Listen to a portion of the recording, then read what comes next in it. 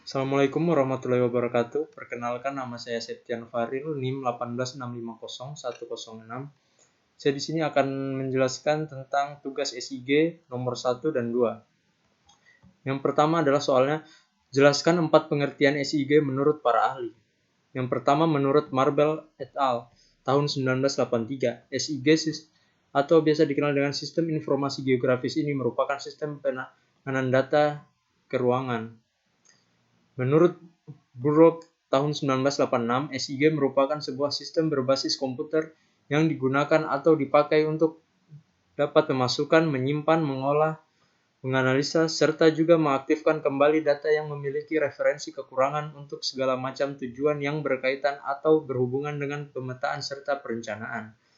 Menurut Berry tahun 1988, SIG merupakan sistem informasi referensi internal dan juga otomatisasi data ke ruangan.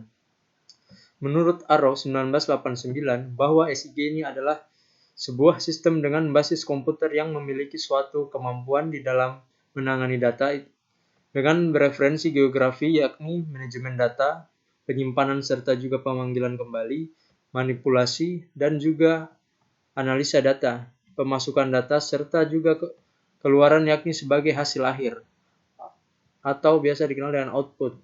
Hasil akhir atau output tersebut bisa atau dapat dijadikan sebagai acuan di dalam pengambilan keputusan pada masalah yang berkaitan atau berhubungan dengan geografi.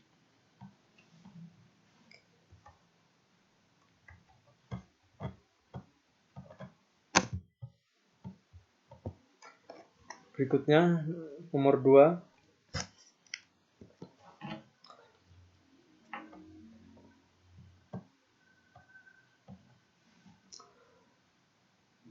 Komponen SIG terdiri dari software, hardware, data, manusia, dan metode.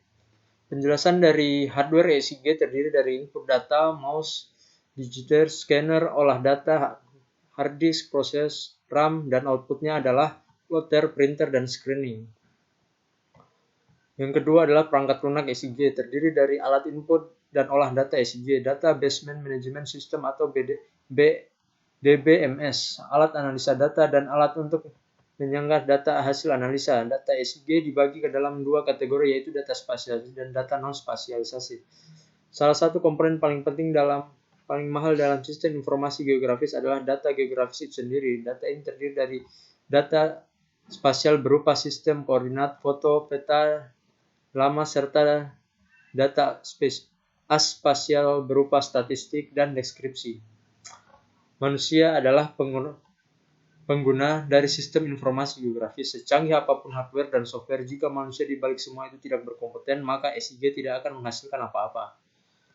Metode penggunaan dan analisa yang jelas serta terkodifikasi membuat para ahli SIG mampu mengikuti arahan proyek dan menyesuaikan dengan standar industri terbaru.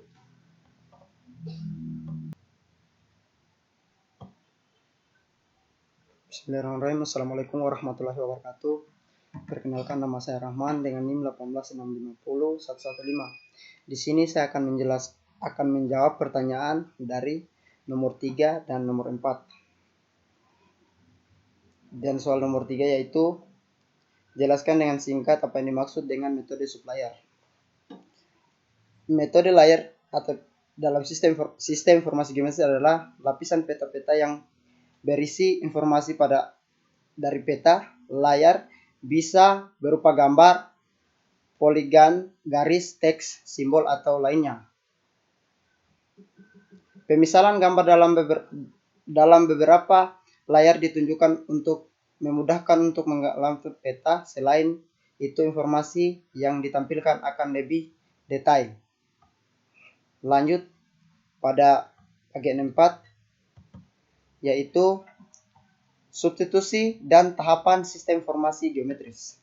Untuk lebih jelas, substitusi di dalam sistem informasi geometris atau disingkat dalam SIG tersebut bisa atau dapat dituliskan sebagai berikut.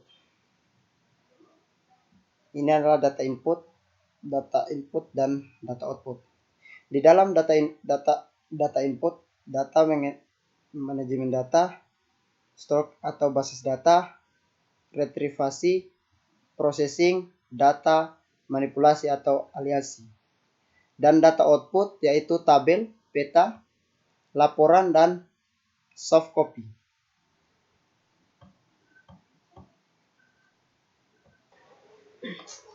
Assalamualaikum warahmatullahi wabarakatuh. Perkenalkan, nama saya Ade Haikal, NIM 18650.091.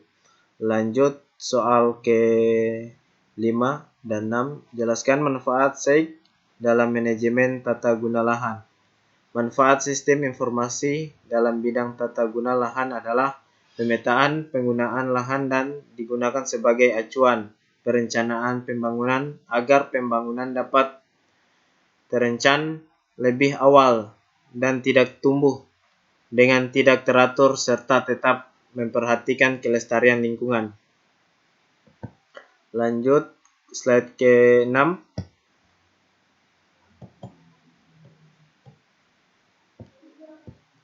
Jelaskan manfaat SEIG dalam pengesahan daerah bencana alam. Dimanfaatkan untuk memantau luas wilayah bencana alam.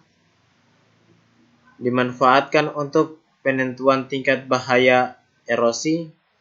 Dimanfaatkan untuk memprediksi ketinggian banjir. Dimanfaatkan untuk memprediksi tingkatan kekeringan. Dimanfaatkan untuk pencegahan terjadinya bencana alam pada masa yang akan datang. Mungkin itu saja yang saya bisa sampaikan. Wabillahi taufiq wal hidayah. Assalamualaikum warahmatullahi wabarakatuh.